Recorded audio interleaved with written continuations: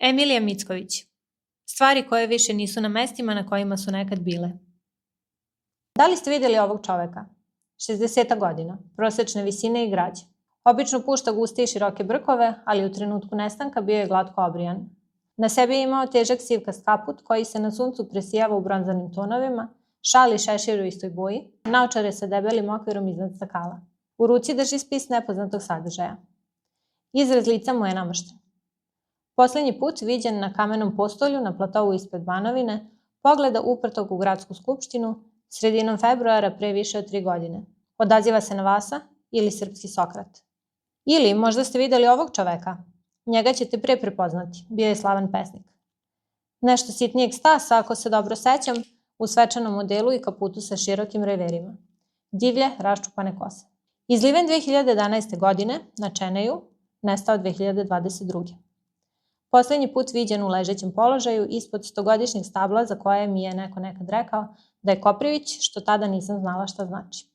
Ni tog drveta više nema, što ima smisla jer je bio spomenik prirode, a u mom gradu spomenici nestaju. Više tona metala u obliku ikona jednog grada ume da iščezne tek tako. Isto se desilo i gornjem delu tela Petra Petrovića Njegoša, koji je 10 godina živeo bez potrebnih dozvola u kampusu, krijući se među studentima. Za njim su nestali i obruč neurednog zelenila i nešto širi krug ćevića na kom su ležale polovne knjige koje su prodavali stariji ljudi. Ni njih više nema, jer pod njihovim prostirkama više nema asfalta. Iako već godinama nema radova zbog kojih je razrvan. Ostao je samo prašnjavi tucanik koji ponekad donesen kući u dubokim šarama na đonovima zimskih cipela. Nekad je prodavaca polovnih knjiga bilo i duškeja, naspram onih šarenih kućica za koje ni dan danas ne znam čemu služe. Uglavnom su prodavali tvrde poveze klasika koji su nekad bili deo kompleta na metar. Uvek je tu bila neka jarko-crvena Ana Karenjina, prvi ili drugi deo, ali nikad oba zajedno. Ponekad bi se pojavio i poneki strip ili neka stara burda. Nekad su niz Stražilovsku ulicu bile nanizane jednake jednospratne kuće ili niske zgradice sa drvenom stolarijom koja ne dihtuje i zadahom memle koji osetiš samo dok si dete jer ti je nos u ravni sa rešetkama u podnožju zida i otvorimo iza njih koji vode u podrume. Sada se na tom horizontu smenjuju višespratnice koje se ne slaže jedne sa drugima, iz japeće praznine koje njima tek treba da se popune.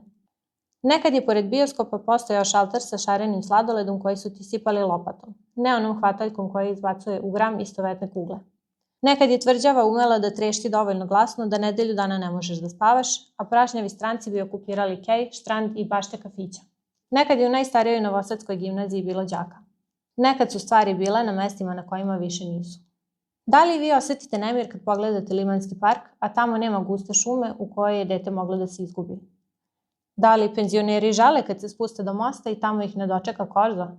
Da li je vaš Novi Sad ono što vidite ili ono što pamtite? Hoće li nekad postojati generacija čiji Novi Sad nema kaldrme, nema Spence? Ko zna, možda nema ni Miletića. Živi li iko od nas zaista u istom gradu?